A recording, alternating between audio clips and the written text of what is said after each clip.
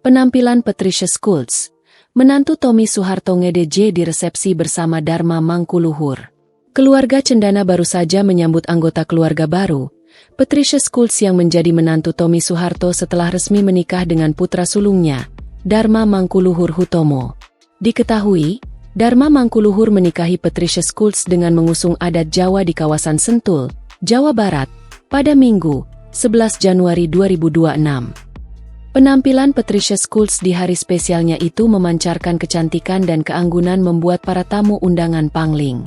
Melalui unggahan di media sosial, terangkum berbagai potret indah dari rangkaian prosesi pernikahan mereka yang mengusung adat tradisional hingga resepsi modern yang meriah. Salah satunya, Patricia Schulz menunjukkan kebolehannya sebagai disjoki alias DJ di acara malam resepsi pernikahan mereka.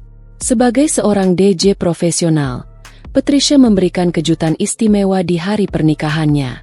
Saat beraksi di balik meja musik, istri Dharma berganti pakaian dari kebaya menjadi dress putih, kontras dengan penampilannya yang sangat tradisional saat prosesi adat sebelumnya.